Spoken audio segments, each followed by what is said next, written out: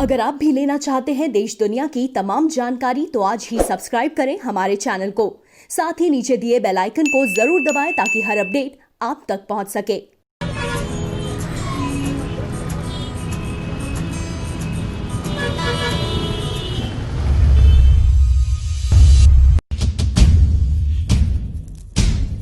नमस्कार, प्रवासाक्षी news network के खास कार्यक्रम चाय पर समीक्षा में आप सभी का स्वागत है।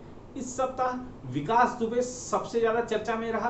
उसने जो जघन्य अपराध किया था उसे सजा मिली। हालांकि सवाल उठे उस प्रक्रिया पर जिसके तहत उसे सजा दी गई, लेकिन जनता खुश है क्योंकि जो मृत्युदंड का भागीदार था उसको मृत्युदंड मिला।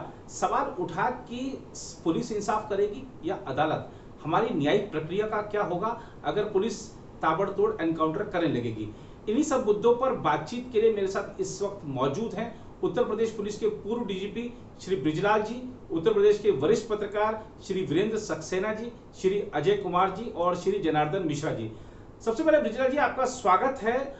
मेरा सबसे पहला सवाल आपसे है और सवाल यह है, बड़ा सामान्य सा प्रश्न है कि हमारे जो एसटीएफ के लोग होते हैं या जो हमारे पुलिसकर्मी होते हैं उनको उचित प्रशिक्षण दिया जाता है, समुचित प्रशिक्षण दिया जाता है, फिर उनसे अक्सर ऐसी गलती क्यों हो जाती है कि जब वो किसी अपराधी को लेकर आ रहे होते हैं, दुर्दांत अपराधी को लेकर आ रहे होते हैं, तो वो लापरवाही बरतते हैं। उनके जो हथियार हैं पुलिस वालों के, एसटीएफ वालों के, वो अपराधी छीन लेता है, अपराधी भागने लगता है, उसके बाद उसका एनकाउंटर करना पड़ता है।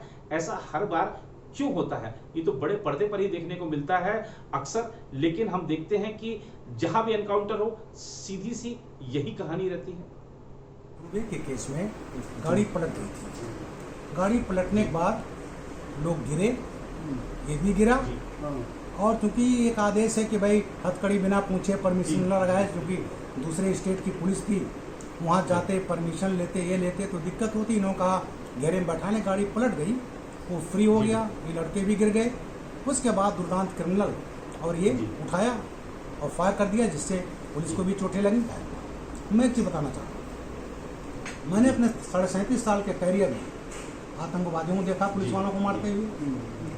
छत्तीसगढ़ में 76 मार दिया। ये मैं एडजी नॉन ऑर्डर था, तमाम लाशें मैंने एमओसी एयरपोर्ट पर रिसीव की है। आतंकवादी मारता, जितना मार दो आपको आतंक फैलाना है। लेकिन मैंने क्रिमिनल्स को, छगराम यादव ने 81 में मार दिया था 9 पुलिस वालों को, उसके बाद 15-16 पूरा गैंग साफ हो गया। लेकिन किसी क्रिमिनल को, वो भी जो ओवरग्राउंड है, मैंने ये नहीं देखा कि 8 पुलिस वाले को मार दे। ये केवल पागल क्रिमिनल नहीं कर सकता है। और खासकर मरने के बाद नहीं, घायल होने के बाद आ करके उनके सरों में गोलियां मारना, उनकी बॉडी को इकट्ठा करके जलाने का प्रयास करना, तो ऐसा डेडेड क्रिमिनल कुछ भी कर सकता है। इसलिए मैं पुलिस की थ्योरी से पूरी तरह सहमत हूँ। एक चीज़ और है, जो लोग मूली उठाते हैं, इसमें तमाम मानवाधिकार क्या तमाम चीज़ें लोग एसी का चैम्बर में बैठकर उठाएंगे, लेकिन क्या उन पुलिस वालों का मानवाधिकार नहीं था? डिप्टी एसपी के उसके बच्चों, पत्नी और 22-24 साल के हमारे बच्चे में अपना बच्चा कहता हूँ, क्योंकि मैं इस प्रदेश का मुखिया रहा हूँ, उसको मैं मेरे परिवार को लोगों मारा। अब जब ऐसे मारे जाएंगे, उनको कभी आंसू पूछने कोई गया तुम्हारे ये मार दिए, तुम्हारे बच्चों को क्या होगा? तो मुख्यमंत्री जी को मैं सलाम करता हूँ, उन्होंने 1 करोड़ दे दिया, एक घर को नौकरी भी देंगे, सब दे दिया। लेकिन ये क्रिमिनल का हो तो उसको मानवाधिकार है, आतंकवादी का मानवाधिकार है, और वो मर्डर करता है, पब्लिक मर्डर करता है, इनका करता है, संतोष शुक्ला का वहाँ मर्डर कर दिया। कोई गया पूछने कि भाई तेरा क्या है? और आज इस पर मारा गया इस तरह के, तो इस पर सवाल उठ रहे हैं। मैं बता दूँ, जनता का 99% लोग they are very very happy.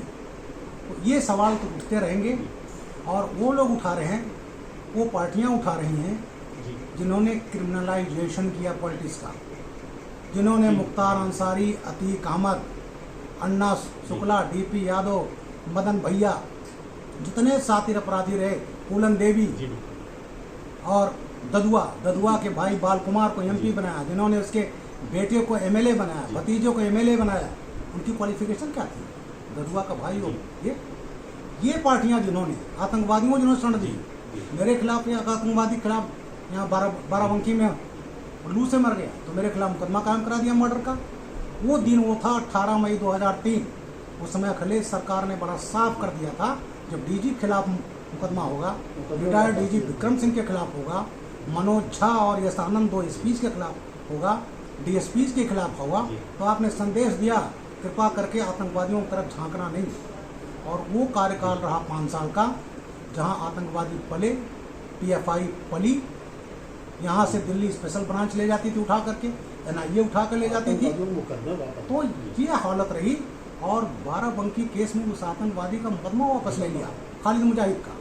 Court ने अनुमति नहीं दी और उसके बाद भाई साहब ट्रायल हुआ, आजम कारावास हो गया तारिक कासमी का, लखनऊ केस में हो गया, फैजाबाद ब्लास्ट में हो गया, 3 और उस आतंकवादी को ओपन सपोर्ट, हमारे खिलाफ मुकदमा, 42 पुलिस वालों के खिलाफ मुकदमा। तो आपने पुलिस का मनोबल तोड़ा है।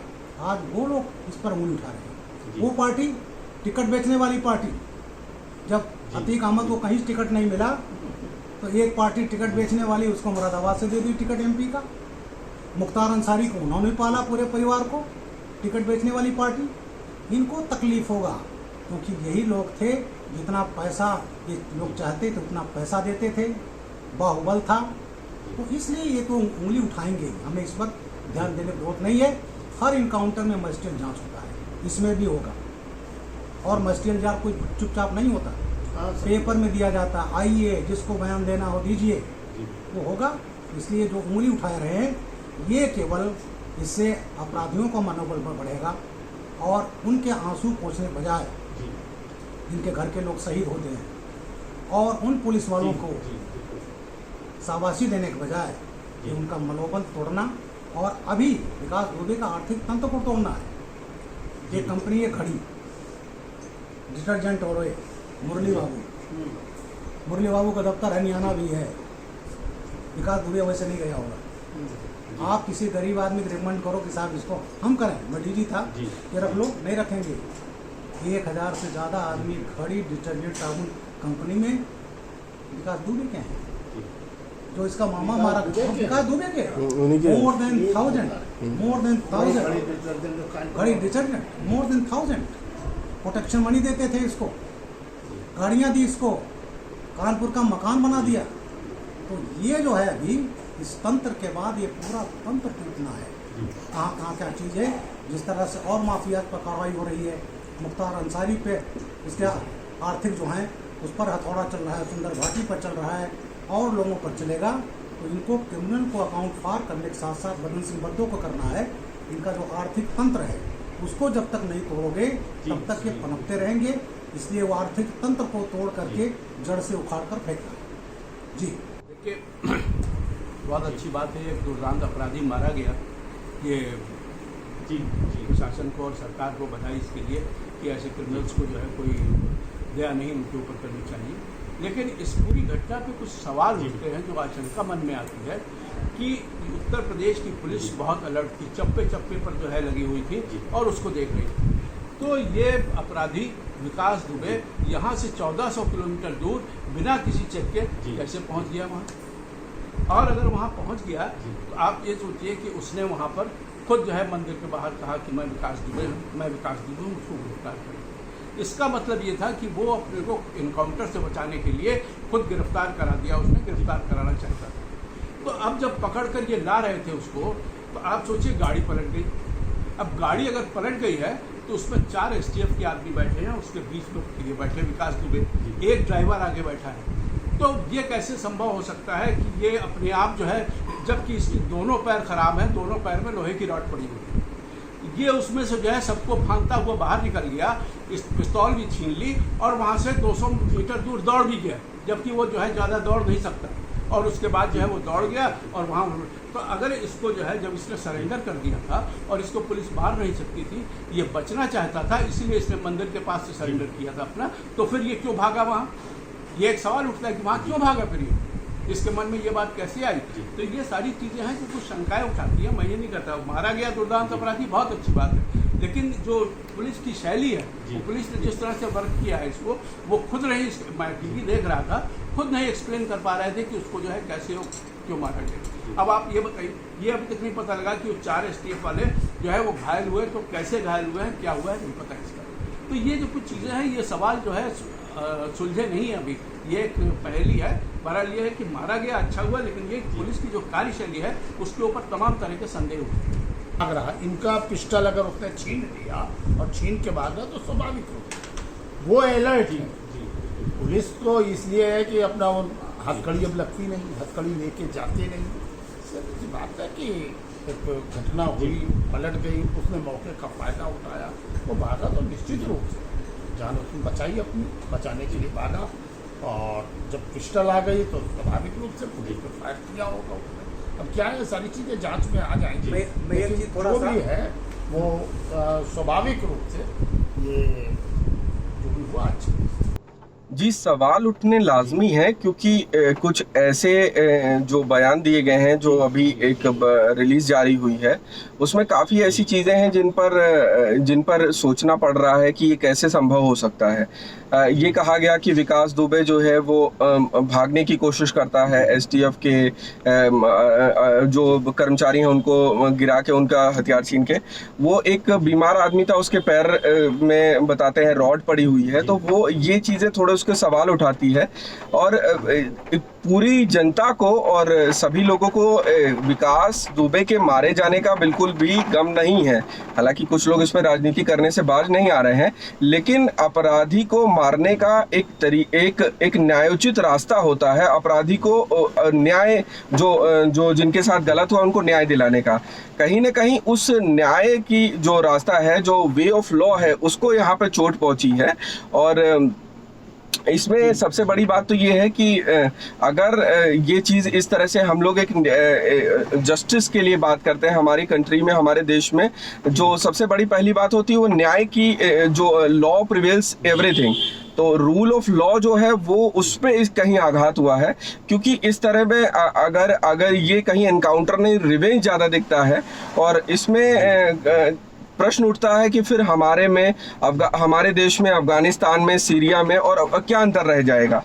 यही विकास दुबे को न्यायालय के माध्यम से जो रूल है उसके माध्यम से वही सज़ा मिलती, उसको फांसी पर लटकाया जाता, तो शायद ज़्यादा एक बड़ा मैसेज जाता। और ये एक कहीं ना कहीं कुछ खींच भी दिखाई देती है कि पुलिस उसको सही जो उसका अंजाम था उसको नहीं पहुंचा पाई।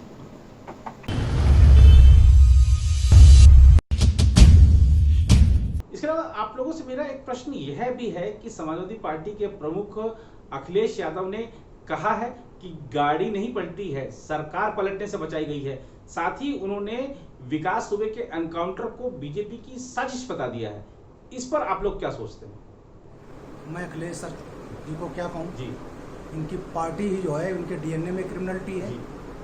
इन्हीं के पार्टी के चुनाव से चुनाव लड़ा था, तो तकलीफ तो होगा ही। इनके पार्टी में इनके पिताश्री ने जितने बड़े अपराधी रहे, अतीक अहमद, मुख्तार अंसारी, मदन भैया, अन्ना शुक्ला, कमलेश कमलेश औरैया, डीपी यादव, मदन भैया, जितने सातिर रहे सबको टिकट दिया, उनको मान्यवर बनाया। ददुआ जो वीरप्पन नॉर्थ इंडिया का साहब, वो तो फरार है 32 साल से, उसके भाई को आपने सांसद बना दिया। आपने उसके बेटे और भतीजे को एमएलए बनाया।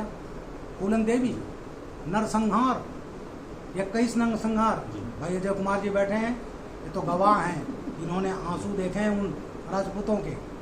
19 विधवाएं हुई थी। मैंने अभी इसी 14 वैलेंटाइन डे था, मैंने आर्टिकल लिखा था, एडिटोरियल पर छपा था, इसी 14 फरवरी। 39 साल में निर्णय नहीं हुआ आज तक। पूलन देवी को हीरोइन बना दिया गया, आइकॉन बना दिया गया। मैं अब आऊँ अखिलेश जी के पहले 26 जनवरी 93 में एसएसपी मेरठ था जी। साहबुद्दीन साहब ने कॉल दिया बाबरी मस्जिद के डिमोलिशन के बाद, ईसा मुसलमान 26 जनवरी ना मनाए। मुसलमानों ने मनाया 26 जनवरी, हम भी गए। जैसे मैं घर आया धमाका हुआ, मैं पहुंचा, चाइनीज ग्रेनेड पीएसी पर फेंका गया, विकेट पर, इमलियान मेरठ, उसमें हवलदार शर्मा मारे गए, कई इंजर्ड हुए। मैंने कर्फ्यू लगा दिया, और कर्फ्यू लगाने के बाद बड़ी मुश्किल से दंगा बचा। और मैंने 24 घंटे के अंदर जो ग्रेनेड फेंका था, हम जब हैंड ग्रेनेड फेंकते हैं तो लेट जाते हैं, जिससे स्प्लिंटर ले जाए, और वो लेटा नहीं, वो इंजर्ड हो गया पैर से। ब्लड ट्रेल मिला, और हमने डीसी मिश्रा हमारे सीईओ थे जो आईजी होकर रिटायर हुए, और पकड़ लिया, पूरा गैंग पकड़ लिया। पहली बार आरडीएक्स मिला, चाइनीज ग्रेनेड मिला, टाडा में गिरफ्तारी हुई। टाडा में एसपी के सामने कन्फेशन वैलिड होता था, मैंने कन्फेशन रिकॉर्ड किया और चार्जशीट लगाई। माननीय मुलायम सिंह जी 93 के लास्ट में आते हैं पावर में, आते इन्होंने केस को वापस ले लिया आतंकवादियों के खिलाफ। कोर्ट ने अप्रूवल नहीं दिया। मैं डीआईजी आगरा था 95-96, मैं खुद गवाही देने गया था और चारों पांचों आतंकवादियों को आजीवन कारावास की सजा हो गई। आतंकवादियों को सीधा, यही तो पार्टी का डीएनए है। बाराबंकी का वो बता ही दिया पहले क्वेश्चन में। खालिद मुजाहिद लू से मर गए तो ब्रजलाल और विक्रम सिंह और 42 पुलिसों के खिलाफ मुकदमा, क्लियर कट संदेश दिया, इधर तरफ नजर मत दिखाना। बड़े अपराधी, सबसे प्रॉब्लम ये हुई कि इन अपराधियों जो हुए, इन लोगों ने 15-15, 20-20 गनर एक सिपाही को दे करके बिल में घुसने वाले, वही सिपाही जो सलाम करने लगे, और क्रिमिनलाइजेशन जो हुआ उन्हीं के संपर्क में वो करीब करीब गैंग मेंबर बन गए। हमको तो साहब यही सिपाही चाहिए। तो इस तरह से जो हुआ, और जो ये कहा कि सरकार पलटने से बच गई, ये नहीं हुआ। ये जब इन लोगों को पाले हैं, देखे हैं, तो इस टाइप का सवाल कभी ये गए उन पुलिस वालों के घरों पर? डिप्टी एसपी देवेंद्र मिश्रा के घर पर गए अखिलेश जी, इनके समाजवादी पार्टी वाले गए उन पुलिस वालों के खिलाफ। और इतना बड़ा जो है कैजुअलिटी हुई, इतना बड़ा, इसके बजाय शाबाशी देने के बाद आप इस काउंटर पर गोली उठा रहे हैं। तो इसलिए आपको तकलीफ तो होगी, आपकी पार्टी डीएनए में है। जितने बड़े बदमाश आपने पाले हैं, आतंकवादी आपको क्लियर कट आपने पाले हैं, उन आतंकवादियों को जिसका केस वापस लिया बाराबंकी वाला, खालिद मुजाहिद और तारिक कासमी। खालिद मर गया और तारिक कासमी को जो है 3 केस में आजीवन कारावास हो गया। अयोध्या ब्लास्ट, लखनऊ ब्लास्ट और बाराबंकी से गिरफ्तारी। जनाब, ब्लास्ट होता है, कम से कम 14-15 आदमी वकील से लोग मारे गए हैं। और इस समय उन्होंने कहा था, जब उनकी पार्टी का एजेंडा था कि जब आएंगे तो हम निर्दोष माइनॉरिटी लोगों को छोड़ेंगे। भाई चार्जशीट लग गई है तो आप कौन होते हैं? It will decide by court. तो ये तरफ से ओपन जो सपोर्ट करने वाले अपराधियों का वो क्वेश्चन उठा रहे हैं, वो तो उठाएंगे। देखिए, इसमें ये बिल्कुल सही है कि जितना भी प्रकरण हुआ है इस पर सवालिया निशान प्रशासन और सरकार के ऊपर उठे हैं कि ये सारा मामला अब जो सारे लोग जो है सस्पेंड कर दिए गए हैं थाने के चौकी के, इसके मतलब कि वो लोग भी मिले हुए थे, कहीं ना कहीं उस पर जो है उनके ऊपर जो है उंगली उठ रही है। इसके मतलब कि सारे के सारे लोग जो थे वो करप्ट थे। और जब तक ये करप्शन पुलिस में, प्रशासन में और सरकार में रहेगा, तब तक ये स्थितियाँ बदलने वाली नहीं है। इसलिए कोई ना कोई, जैसा कि अजय जी ने कहा कि एक दृढ़ शक्ति की जरूरत, दृढ़ इच्छा की ज़रूरत है। इच्छा शक्ति अगर दृढ़ होगी, स्ट्रांग विल पावर होगी, तभी जो है यहाँ पर जो है कानून व्यवस्था दुरुस्त हो सकती है। थानों को बिकना रोकना पड़ेगा, नहीं तो जब तक थाने बिकते रहेंगे तब तक जो है कानून व्यवस्था कभी दुरुस्त और चुस्त नहीं हो सकती है। ये बिल्कुल पक्की बात है।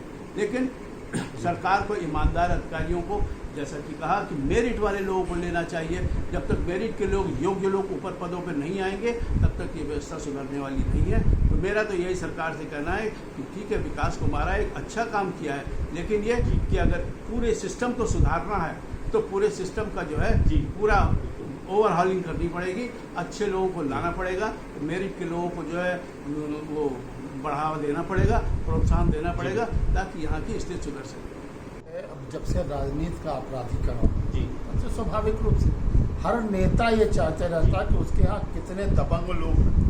आज देखिए, अब शादी ब्याह का निमंत्रण होता है तो आदमी सबसे पहले उसी के यहाँ निमंत्रण देने जाता है जिसके यहाँ 10-20 असलहे वाले हों, और कहता भैया आप आइएगा जरूर, और अपने सारे साथियों को ला, क्योंकि बारात की शोभा हुई।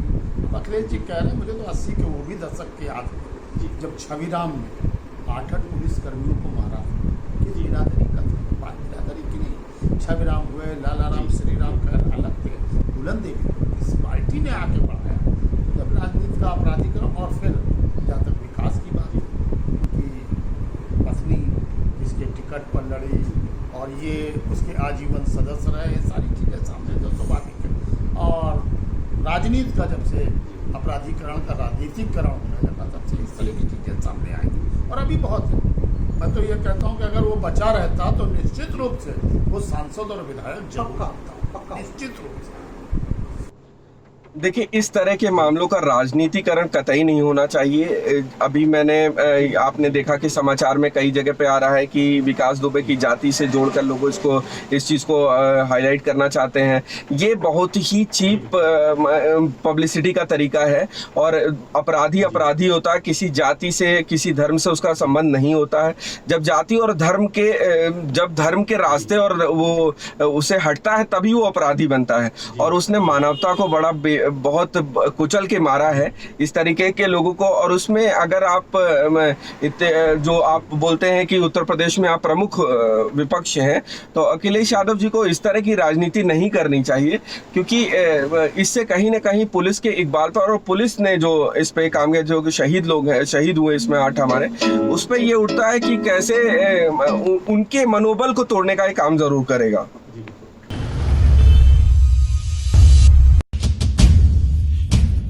एक और सवाल आप लोगों से ये बनता है कि कहने को तो उत्तर प्रदेश में ऑपरेशन क्लीन चल रहा है, लेकिन देखने में यह ऑपरेशन एनकाउंटर लगता है। ऐसा है, ऑपरेशन जो चलता है, ऑपरेशन का केवल मतलब नहीं होता इनकाउंटर। आमतौर आदमी ये समझता है फला क्रिमिनल का इनकाउंटर कर दो। इनकाउंटर तो पब्लिक भी कर सकती है, जनरल पब्लिक। कानून में है कि रक्षा के लिए, आत्मरक्षा के लिए खतरा आया तो आप गोली चला सकते हो, मर सकते हो। और मर्डर का बड़ा अपराधी अगर उसमें अरेस्ट हो रहा है, पुलिस की मदद कर रहे हैं, तो जो पब्लिक मैन आप गोली चला सकते हो और मर जाए तो कोई। जो ऑपरेशन क्लीन है, ऑपरेशन क्लीन का मतलब गिरफ्तारी करना। इन्होंने जो संपत्ति अर्जित की है उसको कन्फिस्केट करना, और इनके जो आर्थिक साम्राज्य, उनकी कमर तोड़ना, क्योंकि कई अपराधी ऐसे हैं जो जेल में रह करके उनका आर्थिक साम्राज्य मजबूत हुआ है। और कहीं फेवरेबल सरकार आ गई तो फिर कहना ही क्या। मैं मुख्तार अंसारी गाजीपुर जेल में थे, सपा की सरकार थी, डीएम और एसपी जाते थे जेल में मुख्तार अंसारी का बैडमिंटन खेलने। मुशायरा हुआ वहाँ के कप्तान साहब जो थे उन्होंने भी जाकर के जो है अपनी कलाम पेश किया। बैरक नंबर 10 को पार्टीशन करके मुख्तार अंसारी ने गेस्ट हाउस बना लिया, और उसके परिवार के लिए, उसके बाल बच्चे सब रहते थे। और वेस्टर्न का राजवीर रमाला रविंदर भूरा जी का 5-5 लाख रुपये इनाम था। उनका सेफ प्लेस था गाजीपुर का बैरक नंबर 10। और जितने गोरा राय, अंगद राय, मुन्ना बजरंगी, जितने साथी क्रिमिनल सब बैरक नंबर 10 में रोज वहाँ पर बकरे कट रहे हैं। और यहाँ तक कि शिकार करके हिरन का लोग लाते थे। जब मर्जी हो आओ, जब मर्जी हो जाओ। इससे बड़ा ओपन संरक्षण क्या होगा। उसी में कृष्णा राय काम आ गए। तो ये जो हुआ अपराधियों का इस तरह का ओपन संरक्षण, और ये संरक्षण को जो जेल में रहकर इन्होंने तमाम संपर्क करा। मुख्तार अंसारी का अपना क्या है, जितने टावर रहे जब फेवरेबल सरकार रही जिसमें डीजल फिलिंग होती है, वो टोटल मुख्तार अंसारी का हिस्ट्री।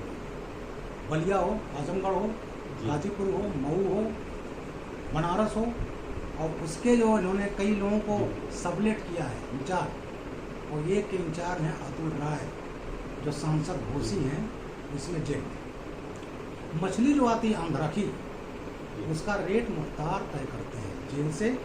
अब जेल के बाहर हैं, ये आदमी तय करते हैं। मान लो मछली का रोड सीजन में बैकर मछली आती है, बड़ी साइज की आती है, और बोनलेस पीस उसी का बनता है। मान लो 120 रुपये में रेट खुला सीजन है, तो उसमें 5 रुपये से 10 रुपये पर केजी मुख्तार टैक्स लगता है उसका। और तब वो जो 120 का वो 130 हो जाता है, 125 हो जाता है। खाली मछली से 5-7 लाख रुपए पर डे की कमाई मुख्तार अंसारी की मछली से। कोयले का रेट, कोयला जो आता है धनबाद से, कोयला का 3 स्टेशन है जहाँ आता है, फैजाबाद, अयोध्या, इंदारा, मऊ और काशी, वाराणसी। एक रेक आ गया तो इनका 10 लाख रुपया बचता है। फैजाबाद का जो काम देखते हैं इन्हीं के गैंग के माननीय तो एक्स विधायक हैं, विधायक वो देखते हैं। मऊ में मुख्तार के आदमी देखते हैं, इसके भाई भतीजे, इसका भाई सिद्दुल्ला अंसारी, उसके बेटे महराज भाई, इसका साथी आदमी, ये लोग देखते हैं वहाँ काशी। अब समझ लो सीजन में जब पीठ भट्टे चलते हैं तो पता चला 50-60 रैक, 50 रैक भी आ गया तो 5 करोड़ रुपया महीना बच गया कोयले। इसके बाद अपना जी। इन्होंने रुंगटा का मर्डर किया, तमाम किडनैपिंग किया, खुद किया है, और तमाम जो पैसा, और जब फेवरेबल गवर्नमेंट रही जी। जेल में रहते थे तो राजवीर रमाला जिसको फ़ोन करता था जी पश्चिमी यूपी में, हरियाणा में, जी किडनैपिंग वहाँ होती थी, पैसा होता था, डिलीवर होता था जेल में। 5 लाख के इनाम है राजवीर रमाला, रविंदर बोरा, जी। डिम्पी सरदार, जसविंदर सिंह रॉकी, और गाजीपुर इनके घर में रह रहे हैं और जेल में सबसे बढ़िया सुरक्षित है। तो इस लेवल का राजनीतिक संरक्षण हुआ है। और इसी में माला दूसरा पशु तस्करी, पशु तस्करी से मुख्तार अंसारी का मेन लिंक रहा। एक सुल्तानपुर का एक आदमी है, उसका ढाबा एक चलता है, वो पूरा मैनेज, जो गाय बैल जाते हैं और जितने आपके जीटी रोड के थाने मिले इनके आदमी लगे हैं, बिहार गया, बिहार से बंगाल, बंगाल से बांग्लादेश, करोड़ों रुपए का पर मंथ जी। पशुओं से। तो बिल्डर, तमाम बिल्डर जो हैं मुख्तार अंसारी साहब लखनऊ में अटैच है, उसमें पैसा है। तो इस तरह से जिन्होंने आर्थिक साम्राज्य पैदा किया, उस पर जोगी जी ने अभी हथौड़ा शुरू हुआ है करीब 20-25 से। तमाम ज़मीनें, सरकारी ज़मीनें, ये मिक्सर मशीन थी जो गिट्टी बनाती है, बिल्डिंग मटेरियल, उसको तोड़ दिया गया, उसको कब्जे में लिया गया। मछली वाला जो था एक मऊ में, वो पकड़ा गया। शराब का इनके है, सो मैनी थिंग। तो आर्थिक साम्राज्य तोड़ना होगा। पश्चिम में तोड़ा जा रहा है सुंदर घाटी का, और ये कोई और है दुजाना। तो ये जो हथौड़ा चल रहा है, जब तक इनका आर्थिक साम्राज्य नहीं टूट गया। हम मुख्तार अंसारी 2005 से जेल में हैं, 2004 से, और जेल में रहकर विधायक भी बनते हैं। ये इनका इमेज बना लिया रॉबिन हुड, जो आदमी करोड़ों रुपया कमा रहा है, एक शादी में जाकर के 20,000 दे दिया। अगर 1 करोड़ में से एवरेज अगर उन्होंने 1 लाख खर्चा कर लिया, तो आदमी जो गरीब आदमी पाता खाता है साहब तो बड़े अच्छे। इनसे क्या मतलब मुख्तार क्या क्रिमिनल है? मुन्ना बजरंगी, उनसे क्या मतलब है? ब्रजेश सिंह इतने बड़े क्रिमिनल, इसे क्या मतलब है? तो इन लोगों ने वो जो रॉबिन हुड इमेज है वो बना करके जीतते भी रहे। जब यहाँ सख्ती हुई, जेलों में वो चीज़ नहीं मिला जो गाजीपुर जेल में इन्होंने आशियाना बना रखा था, जब नहीं मिला तो क्या किया? हार्ट अटैक का बहाना किया, अपना का भी अपनी पत्नी का भी। यहाँ आए, पता चला कुछ नहीं है। जब देखा नहीं कुछ, तो मैंने बताया ना 91 के बाद जब भागे, तब हरियाणा, पंजाब और वेस्टर्न यूपी जो लिंक बनाया पूरे गैंग के साथ, और वहाँ जा कर के पंजाब में पहुँच गए। पंजाब की जेल में है, वहाँ दूसरी सरकार, अब वारंट भेजते रहिए, नहीं भेजेंगे। तो ये जो है नेक्सस, हमें कष्ट होता है कि तमाम खाली इतने ही समाज के लोग जिस बिरादरी का है, उस बिरादरी का क्रिमिनल आइकान बन जाता है। बीरेंद्र शाही रहे, प्रताप शाही, उनको शेरे पूर्वांचल, ददुआ कुर्मी का समाज का, मरने के बाद उसका मंदिर बन गया। ठाकुर मान सिंह आगरा 55 में मारे गए थे, उनका मंदिर है खेरा राठौर में। मुख्तार अंसारी, अतीक अहमद, ये भाई के लिए तमाम उनके भाई लोग हैं, जान दे दे। तो ये जो इमेज बनी जाति के नाम पर, कौम के नाम पर, तो समाज भी उतना ही दोषी है जो क्रिमिनल को क्रिमिनल नहीं मान रहा है। राजनीतिक लोगों को उसका इंटरेस्ट है, बाहुबल का इंटरेस्ट है, लेकिन समाज ये करके मेरे बिरादरी का शेर है, ये है, उस क्रिमिनल को इमेज आप दोगे तो बड़ा दुर्भाग्य है। और जब कुछ होता है तो दोष लगता है शासन का, प्रशासन का, और सबसे ज़्यादा टारगेट पर हम होते हैं। जी देखिए, मैं ब्रजलाल जी से बिल्कुल सहमत हूँ। ब्रजलाल जी ने जो कहा कि ये इन लोगों की आर्थिक कमर तोड़नी चाहिए। जब तक आर्थिक संपत्ति जो इनकी अकाउंट से, ये जो गैर कानूनी तरीके से इन्होंने जो है संपत्ति अर्जित की है, जब तक इसके ऊपर हथौड़ा नहीं चलेगा, जब तक ये आर्थिक रूप से मजबूत होंगे, तब तक ये जो है इस तरह के अत्याचार करते रहेंगे। और इनकी ये आर्थिक संपत्ति जो है बनी है, जो कुछ भी बना है, इसमें फिर राजनीतिक संरक्षण और सारी चीज़ें आ जाती हैं। तो हमको ये देखना है कि ये राजनीतिक संरक्षण जो इन लोगों को, अपराधियों को मिलता है, इसके ऊपर कैसे अंकुश लगाया जाए। कोई ऐसा बड़ा स्ट्रांग विल पावर वाला आदमी हो, मोदी जी भी एक हैं उसमें से, योगी जी भी हैं, लेकिन ये एक ही आदमी काफ़ी नहीं है। काफ़ी और लोगों को भी जो है विल पावर स्ट्रांग होनी चाहिए, जो शासन में बैठे हुए हैं, और उनको ये बिल्कुल मजबूती से सोचना चाहिए। विकास दुबे के मामले में भी जो एसओ था, जिसने डीजीपी से शिकायत की थी कि विकास दुबे जो है ये इतनी डिप्टी एसपी था, उससे कहा था, उसने शिकायत की थी डीजीपी से कि भाई ये जो है आदमी ठीक नहीं है। एसएसपी से थी, एसएसपी जो अब एडीजी थे, डीआईजी, सॉरी। उसने लगातार शिकायत की कि वो आदमी जो है ठीक नहीं है, इस तरह से है, उसकी तमाम शिकायतें हैं, ये हैं, लेकिन उसके ऊपर किसी ने सुनवाई नहीं की। अगर उसी टाइम सुनवाई हो जाती और उसके ऊपर जो है अंकुश लगा लिया जाता या पुलिस वाले उसको पकड़ लेते तो आज ये शायद नौबत ना आती। इसी तरह से कितने ही लोग जो हैं अभी घूम रहे हैं उत्तर प्रदेश में, अपराधी, जिनके ऊपर जो पॉलिटिकल संरक्षण के बल के ऊपर और उनके ऊपर कोई अंकुश नहीं लगाया जा रहा है। जब कभी जो है बड़ा अपराध होगा, बड़े लोग इसमें फंसेंगे। दिक्कत यही होती है। आज जो विकास दुबे मारे गए हैं, इसमें एक ये भी एंगल है कि अगर वो अपना मुंह खोलता तो शायद बहुत से बड़े बड़े लोग जो हैं उसमें उसके नाम आ जाते। तो ये सारी चीज़ें छिपाने के लिए एक इनकाउंटर का एक ये भी एंगल हो सकता है। लेकिन जो अपराधियों को अंकुश लगाने की बात है, ये बृजलाल जी ने जैसा कहा कि उस आर्थिक संपत्ति जो उनकी होती है उसके ऊपर जो है अंकुश लगाना और उनको जब्त करना बहुत जरूरी है।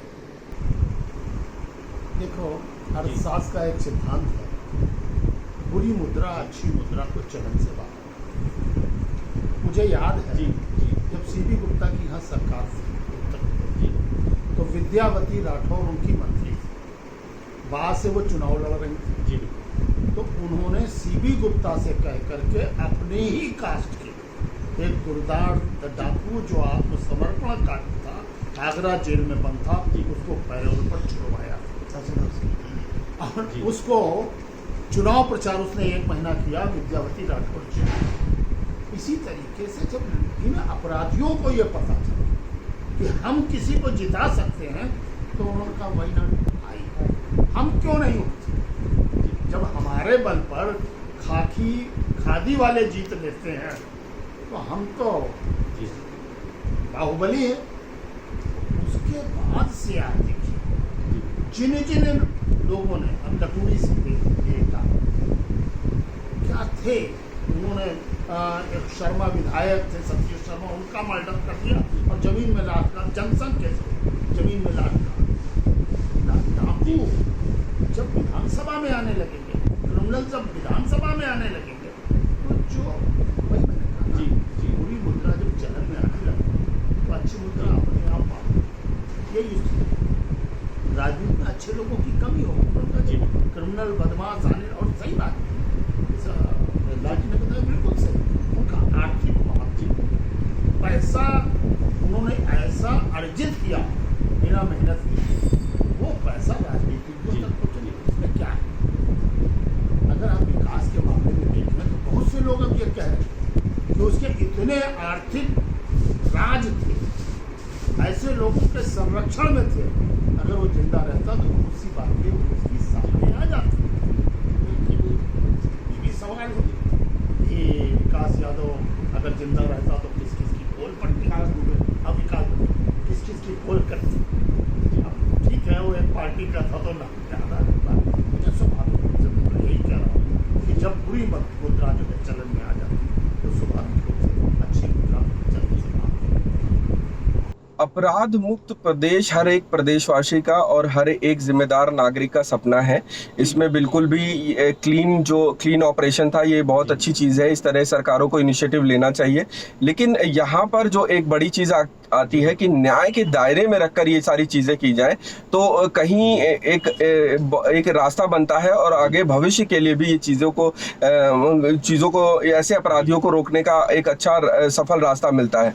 तो अगर न्याय के परिधि के बाहर ये चीज़ें जाती हैं जिसमें आप एनकाउंटर करते हैं, जिसमें उस एनकाउंटर पे काफ़ी सवाल उठते हैं और उन सवालों को आप कहीं ना कहीं जवाब देने में सक्षम नहीं हैं, आप अपनी थ्योरी को प्रूव नहीं कर पा रहे हैं, तो ये चीज़ें फिर और अपराधी में और आप में क्या फ़र्क रह जाता है। और इस चीज़ को भी कहते गुरेज नहीं होता फिर कि अगर इस तरह से ये खुलता है कि ये ऐसे फेक एनकाउंटर्स हो रहे हैं तो ये आपकी वीरता नहीं है, ये आप एक लीगल क्रिमिनल की तरह काम कर रहे हैं। और इस चीज़ में कहीं ना कहीं सरकारों को इस तरह का रवैया समाप्त करना चाहिए। अपराधियों को जो पॉलिटिकल संरक्षण हुआ है उसको भी रोकने का पूरा प्रयास करना चाहिए।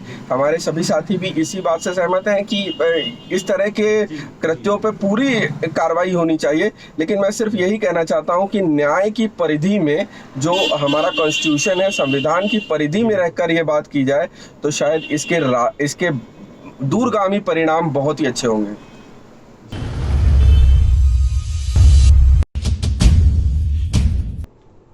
आप सभी से एक प्रश्न ये और बनता है कि क्या कानपुर का जो प्रकरण हुआ है पूरा, उससे उत्तर प्रदेश की कानून व्यवस्था पर सवाल उठा है?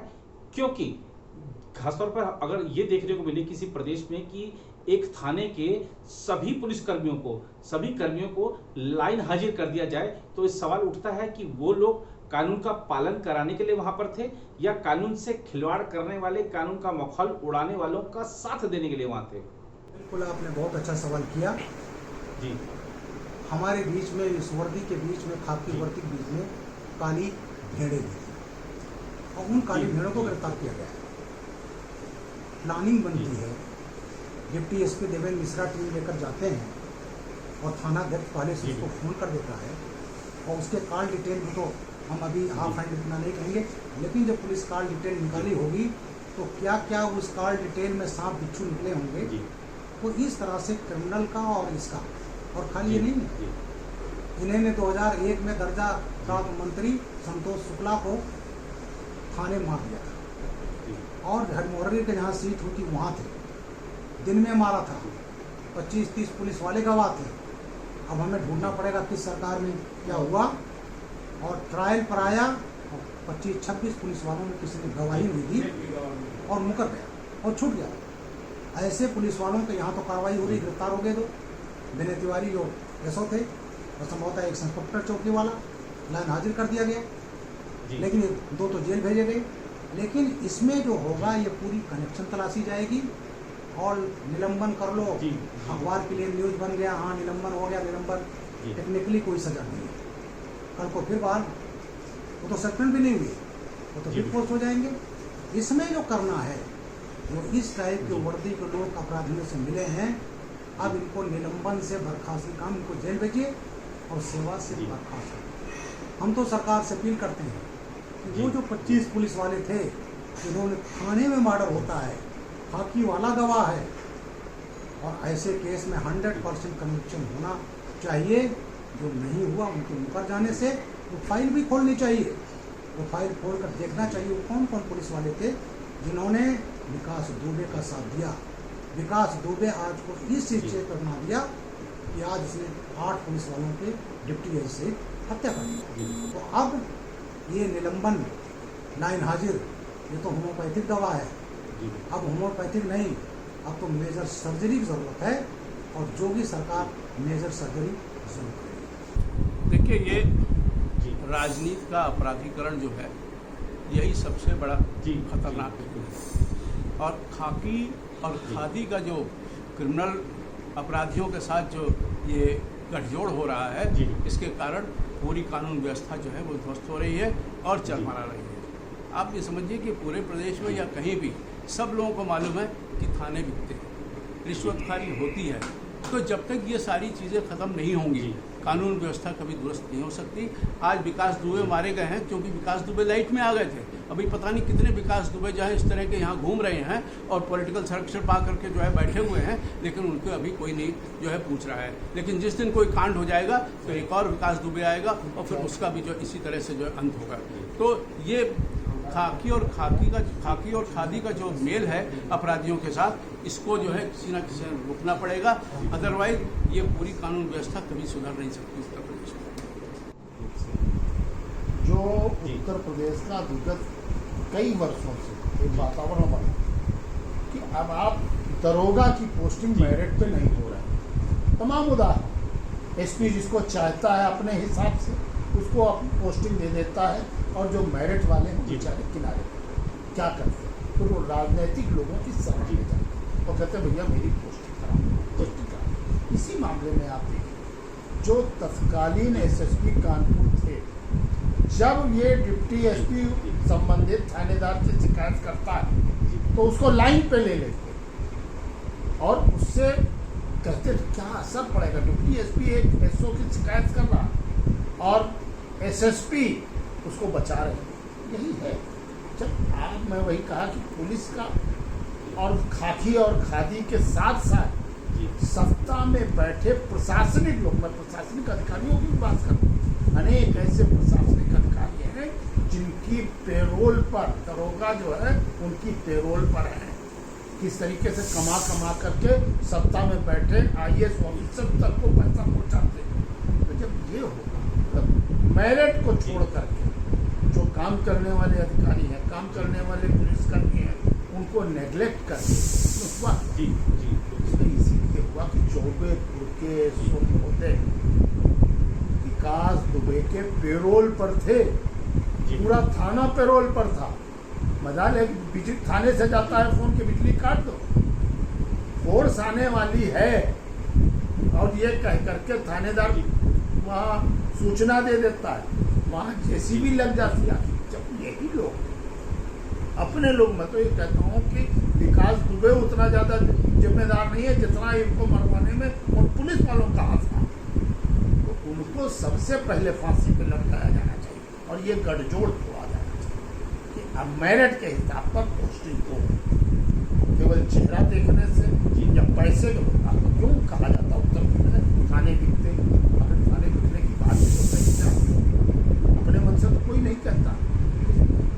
तो सुधार की आवश्यकता है और कड़े निर्णय लेने की आवश्यकता है। एक समय में था एक जात बिरादरी के लोग ही थाने में होते थे, इस समय तो नहीं होता। तो जब वो देखते थे कि एक जात में पैदा होना मतलब है कि हम थानेदार बन गए, चीजें तोड़नी चाहिए, तो सुधार की आवश्यकता है और इसके लिए बड़ी इच्छा शक्ति की आवश्यकता हो।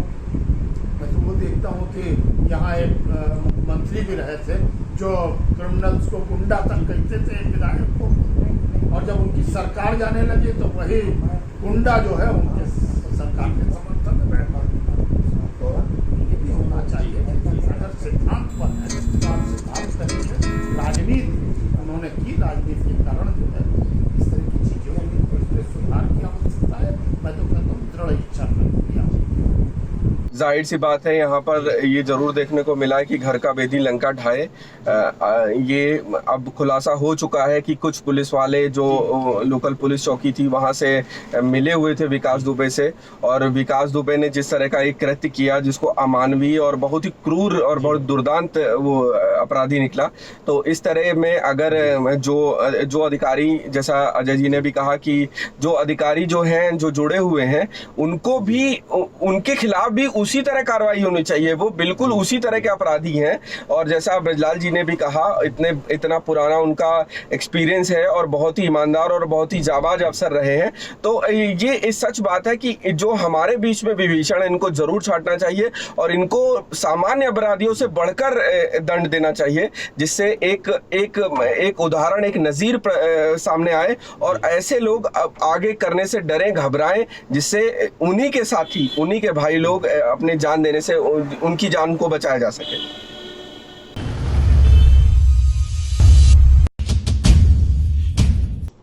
एक अंतिम प्रश्न आप सभी से ये बनता है कि क्या मुख्यमंत्री योगी आदित्यनाथ, जिनके पास उत्तर प्रदेश में गृह विभाग भी है, उनकी छवि इससे प्रभावित हुई है?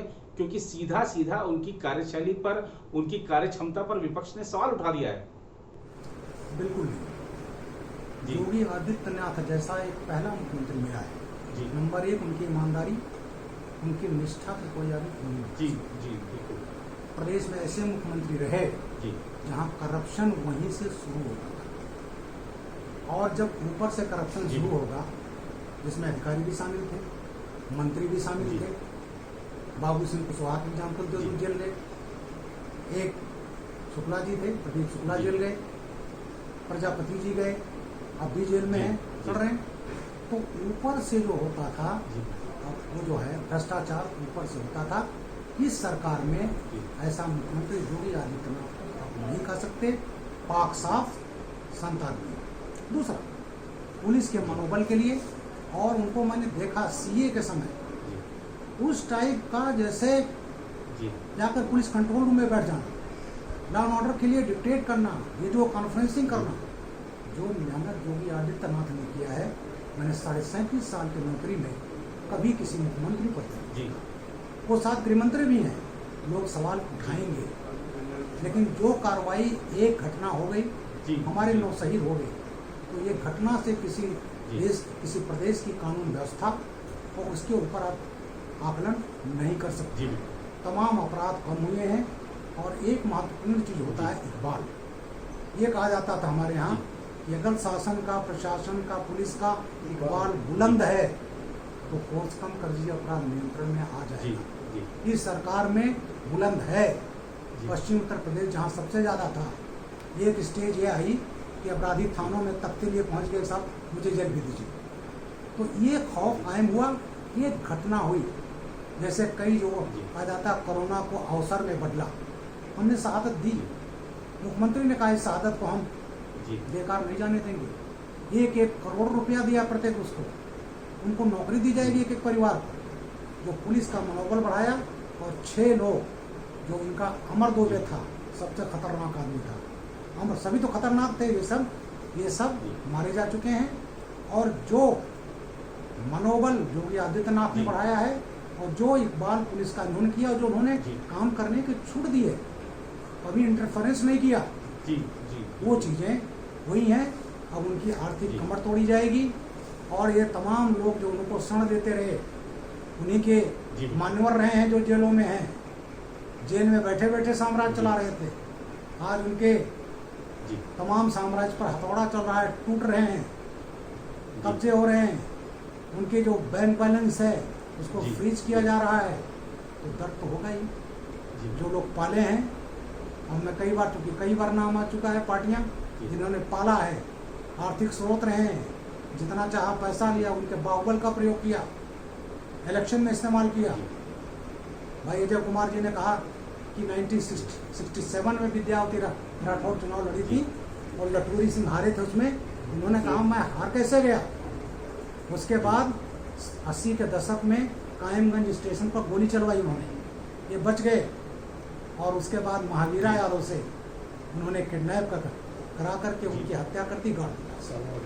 तो उस समय जितने हुए, छगराम सिंह यादव, जी, जी। महावीरा यादव, पोथी यादव, अनार सिंह यादव, पुलिस की हत्याएं थी और वहाँ के पॉलिटिकल लोगों ने इसका इस्तेमाल किया। इसी तरह से जी। जितने बड़े क्रिमिनल प्रदेश के हैं, मुख्यतः 2 पार्टियों में, सबसे बड़ा तो एक पार्टी ने उनको मान्यवर बनाया। तो ये मान्यवर लोगों को तकलीफ होगी तो इनको तकलीफ होगी, जी तो इसलिए तो उंगली उठाएंगे। लेकिन इससे हमें जी। कुछ नहीं कहना है। इकबाल बुलंद है योगी जी का, सरकार का। जी। तो मुख्यमंत्री अगर बढ़ावा देता है, खुद बढ़ावा देता है, खुद वीडियो कॉन्फ्रेंसिंग से बात करता है, अब सुनो बुलाकर खुद बात करता है, तो उनका सीना चौड़ा होता है। और एक घटना हुई, जब भी इतिहास गवाह है, जब ऐसी कोई घटना हुई, जब छगराम यादव ने इंस्पेक्टर राजपाल सिंह सहित 9 पुलिस वालों को अलीगंज एटा में मार दिया था, 3-4 महीने में उसी में ड्रामा कराया पॉलिटिकल पार्टी ने, सरेंडर होगा, गांव खाली करा लिए गए, और उसमें पुलिस की लूटी हुई मशीन गन लगी है, जीएफ राइफल लगी है, एसएलआर लगी है, उसका आतंक और बढ़ाया गया, उसके बाद निकल गया। लेकिन पुलिस पीछे पड़ी रही और 5-6 महीने में पूरा 15-16 कदम साफ हो गए। महावीरा मार दिया गया, पोती मार दिया गया, अनार सिंह। तो अगर कोई घटना ऐसा होता है, छगरा मारा गया, ऐसी जब कोई घटना होती है तो इस दुर्घटना को एक अवसर भी प्रदान करती है। ये चीज़ें हमारा खून खोलता है। मैं तो प्रदेश का डीजीपी रहा हूँ, मैं तो उनको अपने बच्चे तरह मानता हूँ, हमारा पूरा परिवार है। मैं रिटायर हो चुका हूँ, लेकिन मुझे सबसे ज़्यादा कष्ट हुआ कि मेरे परिवार के लोग हत्या हुई है। तो जब ऐसी घटनाएं होती हैं तो एक अवसर भी आता है। और ये इन्होंने, विकास दुबे तो चले गए, इनके बैंक के लोग 5 और तो चले गए, लेकिन ये जो है इन्होंने ऐसा किया है कि अब इस प्रदेश में माफिया क्रिमिनल की खैर नहीं है। जहाँ तक पॉलिटिकल पार्टी की बात है, वो तो अपना वोट बैंक के लिए करने के लिए आवाज़ उठाते रहेंगे, पालते रहे हैं, उठाएंगे। अभी भाई अजय सिंह ने कहा वोट कैसे मिलेगा अगर पक्ष में नहीं बोलेंगे। तो ये है, इसमें कोई दम नहीं है। इसको ये भौंकते रहेंगे, भौंकने दीजिए। और ये आप देखिएगा केस, इसमें मजिस्ट्रेट इंक्वायरी होनी है और जितने लोग जुड़े हैं वो सब बेनकाब होंगे और आर्थिक तंत्र जो है इनका उसकी कम होगी। जहाँ तक योगी जी का प्रश्न है, जैसा गिरिराज जी ने कहा, हम सब सहमत हैं। और प्रदेश की जनता भी सहमत है कि उनकी ईमानदारी पर कोई उंगली नहीं, किसी ने भी नहीं कहा, चाहे जितने राजनीतिक दल, किसी राजनीतिक दल ने योगी जी के व्यक्तित्व पर या उनकी ईमानदारी पर कोई प्रश्न चिन्ह नहीं लगाया। राजनीतिक दल, हाँ एक बात जरूर कह सकते हैं कि गृह मंत्रालय मुख्यमंत्री होने के नाते उन्हीं के पास है। अब ये घटना हुई तो गृह मंत्रालय कैसा क्या है, लेकिन मैं इस बात फिर यही कहना चाहूँ कि जब सिस्टम हमारा ऐसा हो, जिस तरह की व्यवस्थाएं हो गई, उन व्यवस्थाओं को योगी जी सुधारना भी चाहिए, उनकी ड्यूटी बनती है, उनका वो बनता है। लेकिन एक चीज आप बताइए, जब एक एक मान्यवर की रक्षा करने के लिए मान्यवर 20-20 पुलिस के सिपाही लगेंगे, साइडो लगेंगे, कितना खर्च उन पर आ रहा है। और ये वही चुने हुए माननीय हैं जिनकी सुरक्षा के लिए पुलिस फोर्स लगती है। जहाँ तक योगी जी का सवाल, योगी जी हर एक की नस नस से वाकिफ है। वो ऐसे जगह से सांसद और अब चुन करके आए हैं मुख्यमंत्री बने, जो माफिया जिला कहलाता है, चाहे वो शाही रहे हों या तिवारी रहे हों, उनको मालूम है कि माफिया किस तरह से ऑपरेट करता है। ये उनकी व्यक्तिगत जानकारी, उस जानकारी को ये यहाँ पर यूज कर रहे हैं। अब उनका अपना है, लेकिन जिस तरीके से जो अबे कहते थे पुलिस वाले, जिनको कभी कभी थाने में बैठा के 2 डंडे मारते थे, और आज उनको मान्यवर जब कहना पड़ता है तब भी ये पता चलता है उनको क्या थे और क्या हुआ। निश्चित रूप से योगी जी पर अगर लोग आरोप लगा रहे हैं तो राजनीतिक आरोप है। एक बात निश्चित रूप से मैं जनता जी की बात से सहमत हूँ, और आम जनता भी एक बात ये कहती है कि योगी जी पूरी तरह ईमानदार हैं, उनकी छवि बेदाग है, स्वच्छ है। कभी भी उनके बारे में ये नहीं किया कि उन्होंने किसी का ट्रांसफर में इंटरेस्ट किया हो, कोई जातीय आधार पर किया हो। इसके पहले मुख्यमंत्री बहुत से अपने जातीय लोगों को आगे बढ़ाते रहते हैं। इस चीज़ में ये है, लेकिन एक चीज़ कि विकास दुबे को लेकर अगर जातीय राजनीति शुरू होगी तो वो नहीं, गुंडा होता है, क्रिमिनल होता है, उसकी कोई जांच नहीं होती। लेकिन इसमें मैं देख रहा हूँ कि एक राजनीतिक दल इस प्रकरण को लेकर के केवल राजनीति को आगे बढ़ाने से ये कर रहे हैं। और मैं तो ये कहता हूँ कि अगर वो आज जीवित होता तो निश्चित रूप से वो आने वाले समय में विधायक और सांसद जरूर। देखिए, इसमें जैसा ब्रजलाल जी ने कहा, अजय जी ने कहा, मुख्यमंत्री योगी आदित्यनाथ पर कोई उंगली नहीं उठा सकता। वो वास्तव में एक संत हैं और कर्म कर रहे हैं, और उन्होंने उत्तर प्रदेश में बहुत मेहनत और लगन और ईमानदारी और निष्ठा से काम किया है। कोरोना में भी उन्होंने जिस तरह से काम किया है हम लोगों ने देखा है, बहुत ही मेहनत से काम किया। और आज इस मामले में, विकास दुबे के मामले में, उन्होंने अपनी तरफ से कोई कसर नहीं उठा रखी।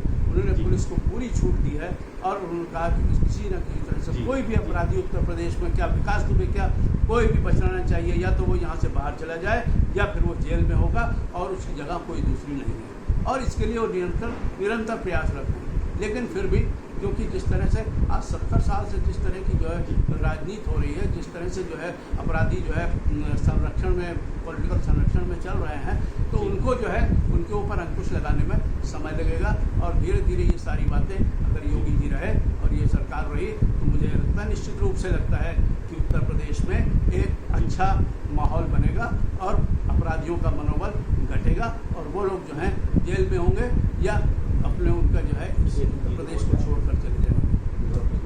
एक मजबूत विपक्ष लोकतंत्र के लिए बहुत ही आवश्यक है, लेकिन विपक्ष को अपनी जिम्मेदारी का एहसास होना चाहिए। हर चीज़ में आरोप लगाकर, हर चीज़ में कहीं ना कहीं जनता को गुमराह कर इस तरह की स्थिति, असमंजस की स्थिति पैदा की जाती है, जिससे वो उसका पॉलिटिकल लाभ ले सके। लेकिन ऐसा है नहीं, जनता अब समझ चुकी है। योगी आदित्यनाथ जी ने जब से कुर्सी संभाली है तब से उन्होंने स्पष्ट कर दिया था कि अपराधियों को कहीं से भी ढूंढकर उनको उनके अंजाम तक पहुँचाया जाएगा। अच्छी चीज़ है अगर वो कानून की परिधि में होता है। हर मैं अपनी बात को दोहराना चाहता हूँ, हर नागरिक चाहता है कि उसको अपराध मुक्त प्रदेश मिले, अपराध मुक्त वातावरण मिले, और अगर ये सरकार करती है तो उससे बड़ी सरकार, उससे बढ़िया सरकार है ही नहीं। और इतनी बड़ी पॉलिटिकल, ये जिसको राजनीतिक इच्छा शक्ति कहते हैं, पॉलिटिकल विल दिखाने वाले जो हमारे नेता हैं, उनका समर्थन होता है और समर्थन दिया है जनता ने। लेकिन कहीं इसको ये जरूर देखना चाहिए कि हम दूसरे पे दोषारोपण करें, दूसरी पार्टियों पे, राजनीतिक पार्टियों पे, हमें अपनी पार्टियों को भी, अपने गिरेबान को भी झांकना चाहिए कि हमारे अंदर कितने ऐसे लोग छुपे हुए हैं जिन्होंने ऐसे अपराधियों को संरक्षण दे रखा है या ऐसे अपराधियों से जुड़े हुए हैं। धन्यवाद आप सभी का हमारे साथ जुड़ने के लिए। तो आपने देखा कि ये जो पूरा घटनाक्रम था कानपुर से शुरू हुआ था, और कानपुर से होता हुआ फरीदाबाद, फिर उज्जैन और वापस कानपुर।